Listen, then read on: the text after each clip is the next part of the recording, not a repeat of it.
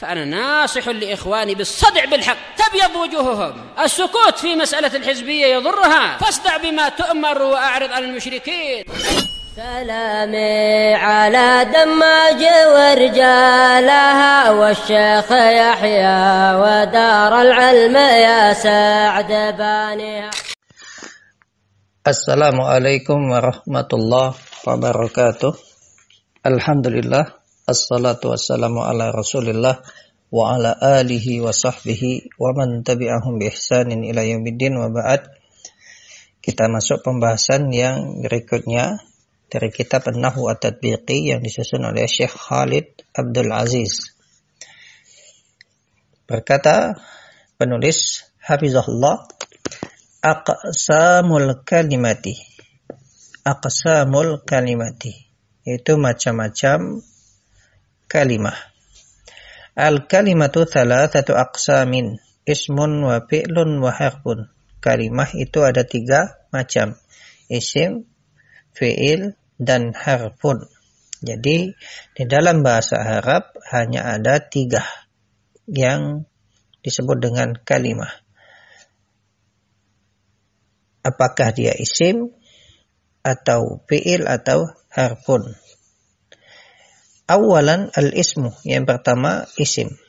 Apa itu isim? Huwa adalah kalimatun dallat ala ma'nan fi nafsiha wa lam taqtarin bi zamanin.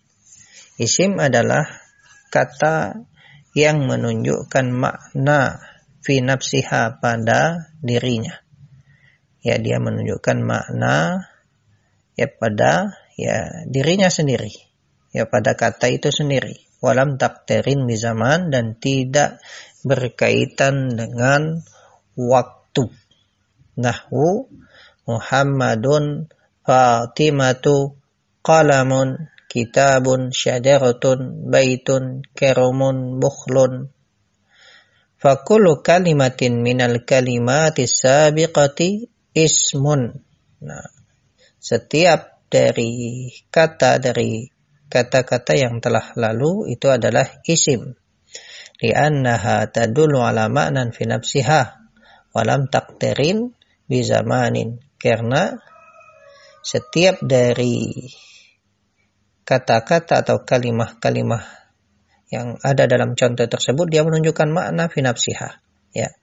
Makna fi nafsiha. Walam taktirin bi zaman, dan tidak berkaitan dengan waktu. Sekarang masuk pembahasan tanda-tanda isim. Yang dengan tanda ini kita bisa mengetahui bahwasanya sebuah kalimah atau sebuah kata itu adalah isim. Alamatul ismi, tanda-tanda isim. Lil ismi alamatun tumayyizuhu anil fi'li wal harfi. Isim itu memiliki alamat, memiliki tanda-tanda, yang mana tanda-tanda itu membedakan dia dari fi'il dan harf. Idza wajadta wahidatan minha fi kalimatin, apabila engkau mendapati satu dari tanda-tanda tersebut ada pada suatu kalimah, aw ra'aita annaha taqbaluha, atau engkau melihat bahwasanya kalimah itu dia menerima yaitu menerima tanda tadi, fahkum 'alaiha, maka hukumilah kalimat tersebut bi annaha ismun, bahwasanya dia adalah isim. Ya, wahia, dan tanda-tanda itu adalah al-jar. Bahasa lainnya atau istilah lainnya adalah al-khafd, wa tanwin, wan nida, wa al, wal isnad ilaih. Jadi di sini disebutkan ada 5 tanda, yang mana kalau kita dapati tanda itu ada pada suatu kalimah atau dia bisa menerima ya tanda tersebut, maka kita tahu bahwasanya kalimah itu adalah isim. Baik, kita masuk tanda yang pertama, al-jar. Huwa, al-jar adalah ibaratun anil kasrati allati yuhdithuha al-amilu aw ma naba anha. Jar adalah ungkapan tentang kasra allati yuhdithuha al-amil, yang mana kasra itu disebabkan oleh amil. Yang menjadikan suatu kata itu adalah kasra adalah amil. Au ma naba anha, atau apa yang menggantikannya, ya, menggantikan kasrah, ya. Karena yang nama jar itu kan bukan hanya kasrah, tetapi ada tanda-tanda yang lain yang menunjukkan kata itu jar atau khafad. Nah, kita lihat contoh nahwu sallamtu ala Muhammadin. Sallamtu ala Muhammadin. Nah, di situ Muhammad adalah ismun majrurun bi ala. Ismun majrurun bi ala. Dia isim dijar dengan ala. Jadi kita ketahui kalau Muhammad di sini adalah isim. Kenapa? Karena dia jar. Lihat harokatnya di situ kasrah, dan amil yang menyebabkan dia jar adalah ala, ya. Baik. Kemudian wa nahwu, dan contoh kitabu Zaidin mufidun. Kitabu Zaidin mufidun. Kitabnya Zaid itu mufid, berfaedah. Nah, di situ Zaid mudhafun ilaih majrurun, ya, sebagai mudhaf ilaih majrur, ya. Baik, di sini disebutkan dua contoh yang mana kata itu dijar dengan huruf jar atau juga dijar dia sebagai mudhaf ilaih, dijar dengan, ya, idhofah. Nah, barakallahu fikum. Baik, ini yang pertama, ya. Jadi ketika kita mendapati kata itu jar, ya, dia kasroh atau juga yang menggantikan kasroh yang merupakan tanda jar, maka kita ketahui kata itu adalah isim. Kemudian tanda yang kedua at-tanwinu, tanwin. Apa itu tanwin? Huwa nunun sakinatun tatba'u akhiral ismi lafzon. Tanwin adalah nun yang sukun yang mengikuti akhir isim lafzon, secara lafaz, ya, secara lafaz. Wa tufariqu khattan, dan nun yang sukun itu dia tufariquhu, dia terpisah atau tidak mengikuti, ya, akhir isim itu secara khattan, secara penulisan. Lil istighna'i anha bitakrari asyaklati inna dabti bil qalam. Karena apa? Yang mencukupkan dari nun sukun tersebut, ya, dengan mengulang harokat ketika ditulis dengan pena. Jadi nun sukun, tanwin itu adalah nun sukun yang dia terlafazkan, namun secara penulisan dia tidak ditulis, tetapi dicukupkan dengan mengulang harokat. Baik, kullu kalimatun taqbalu at-tanwina ismun. Jadi setiap kalimah yang dia menerima tanwin itu adalah isim. Nahwu contohnya kitabin wa muslimatin wa sahin wa hina idzin. Ya. Baik, misalnya apa? Kitab. Kitabun, misalnya kitabun. Lihat, kitabun itu tanwin. Jadi kata kitab itu adalah isim. Dan tanwin tadi adalah nunun sakinatun. Lihat, kitabun. Ketika kita menyebutkan kitabun, di akhirnya kan ada nun sukun, kitabun. Terlafazkan nun sukunnya, tetapi lihat dalam penulisan apakah ada nun sukunnya? Tidak. Tetapi cukup dengan pengulangan harokat. Baik, kemudian at-tanwinu yakunu, tanwin itu yakunu, ya, bid-dhammi. Jadi tanwin itu bisa dengan dhammah, nahwu waja'a rajulun bil fathi, ada kalanya juga dengan fathah, nahwu ataqtuluna rajulan, bil kasri, nahwu awhayna ila rajulin, ya, sebagaimana firman Allah awhayna ila rajulin. Nah, di tanwin itu ada dhammah, ada fathah, ada kasrah. Nah, tanbihun. Nah, di sini ada catatan penting. At-tanwinu huwa syaklatu tsaniyatu min ad-dhammatain awil fathatain awil kasratain. At-tanwin itu adalah harokat yang kedua dari dhammatain awil fathatain atau al-kasratain. Amma asyaklatul ula fa hiya harakatu i'rabin au bina'in aw ghairi dzalik. Nah, adapun harokat yang pertama itu adalah harokat i'rab atau harokat bina atau yang lainnya. Jadi inti penjelasannya di sini yang namanya tanwin itu adalah harokat yang kedua, bukan harokat yang pertama. Nah, baik. Nah, kita lihat di situ yang pertama adalah i'rab nahwu yang merupakan harokat i'rab. Contohnya adalah harokat dal, ya harokatu dalin Muhammadun min qaulika hadara Muhammadun. Nah, harokat yang pertama itu adalah harokat i'rab. Harokat yang kedua itu adalah harokat tanwin. Baik, kemudian yang merupakan harokat bina contohnya adalah nahwu harokatu ha ihin. Harokat ha dari kata ihin min qaulika ihin ya zaidu. Ihin ya zaidu. Kemudian disebutkan tadi adalah harokat yang pertama itu harokat i'rab atau harokat bina atau harokat yang lainnya. Ghair dzalik nahwu harokatu dod qadin min qaulika hadara qadin. Nah, harokat dod pada kata qadin dari ucapanmu hadara qadin, ya. Nah, kalau di sini tanwin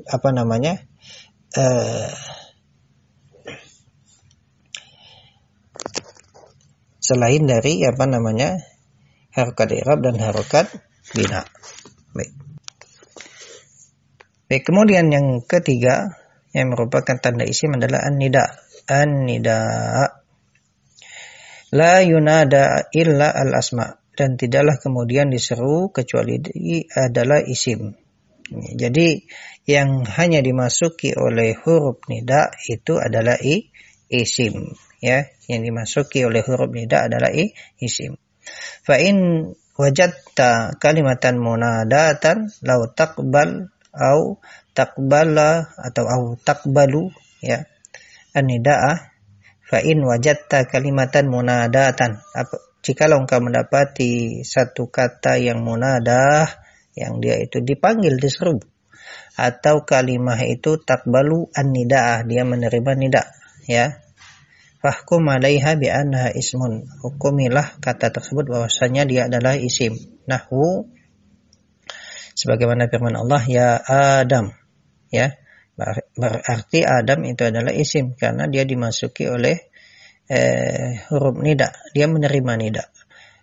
Kemudian ya Saleh, ya Yuhan Nabiyyu, ya Maryamu, ya Jibalu, ya Ardu, itu semua adalah isim karena dia adalah kalimah munadah, ya, dia dimasuki oleh huruf nida. Nah, kemudian yang keempat, dukhulu al, masuknya al.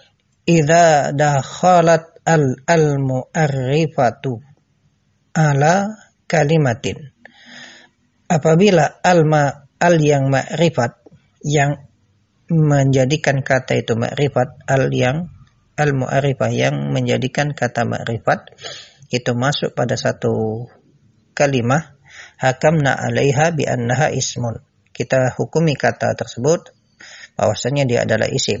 Nahwu al-kalimatul al-muqtarinatu bi alfi mayali, seperti kata-kata yang dia bergandengan dengan al berikut. Qauluhu ta'ala, firman Allah Ta'ala, kutiba alaikumul qisas fil qatla al-hurru bil hurri wal abdu bil abdi wal untha bil untha. Baik, ya, kata-kata yang dia dimasuki oleh alif lam atau al, ya, dalam firman Allah ini semuanya adalah isim. Kemudian juga qaulul mutanabbih, ucapan al-mutanabbih, al-khailu wal lailu wal baida'u ta'rifuni was-sayfu wa rumhu wal qirtasu wal qalamu. Nah, ini semua adalah isim karena dia dimasuki oleh al. Kemudian tanda yang kelima dari tanda isim adalah al-isnad ilaih au al-hadithu anhu. Isnad ilaih atau al-hadithu anhu. Fal hadithu la yakunu ila anil asma. Isnad ilaih atau bahasa lain al-hadithu anhu, yaitu sesuatu yang diberitakan tentangnya, ya, yang diberitakan tentangnya. Jadi sesuatu yang diberitakan, yang dibicarakan, ya, itu adalah isim. Fa idza tahaddatsa an kalimatin fahiya ismun. Apabila engkau menceritakan, mengabarkan tentang suatu kata, maka dia adalah isim. Nahwu qaulika, contohnya ucapanmu, qama Zaidun. Tahaddatsa an Zaidin bil qiyam fa Zaidun ismun. Lihat di sini. Qama Zaidun. Engkau mengabarkan tentang Zaid, bahwasanya Zaid itu berdiri. Maka Zaid itu adalah isim. Kemudian Muhammadun mujtahidun, tahaddatsa an Muhammadin bil ijtihad. Ya, Muhammad mujtahid. Muhammad itu ya giat atau dia sungguh-sungguh. Engkau mengabarkan tentang Muhammad bahwasanya Muhammad itu ijtihad. Dia memiliki ya sifat ijtihad. Dia bersungguh-sungguh, rajin. Fa Muhammadun ismun, maka Muhammad adalah isim. Nah, pembahasan ini isnad ilai atau al-haditsu anhu, ini adalah sering diistilahkan apa? Ya, untuk dalam kalimahnya musnad ilaih. Musnad ilaih. Lihat di sini, qama Zaidun. Qama Zaidun. Qama fiil itu adalah musnad, ya, yang disandarkan. Zaidun itu yang dijadikan tempat sandarannya. Jadi qama berdiri itu disandarkan ke kata Zaid, disandarkan ke kata Zaid. Makanya Zaid itu adalah musnad ilaih. Ya, dia musnad ilaih. Makanya dia adalah isim. Ya, dia adalah isim. Jadi qama musnad, Zaidun musnad ilaih. Kemudian untuk contoh Muhammadun mujtahidun. Muhammadun mujtahidun. Ya, Muhammadun mujtahidun. Jadi Muhammad di situ adalah isim karena dia musnad ilaih. Mujtahidun itu musnad. Jadi mujtahidun sungguh-sungguh atau rajin itu dia disandarkan, dia musnad. Disandarkan kepada siapa? Muhammad. Jadi Muhammad di situ adalah isim. Contoh yang lain misalnya apa? Huwa talibun. Huwa talibun. Huwa talibun. Jadi talibun itu adalah musnad, pelajar. Nah, pelajar itu disandarkan kepada siapa? Huwa. Jadi huwa di situ adalah musnad dan dia adalah isim. Nah, kemudian kita lihat contoh yang disebutkan penulis hafizahullah. Jalastah. Tahaddatsa an dhamiril mukhatab bil julus. Jadi untuk kata jalasta, engkau mengabarkan tentang dhamir mukhatab. Bahwasanya dhamir mukhatab itu duduk. Jalasta, engkau duduk. Fahadad dhamir ismun. Maka dhamir ini adalah isim.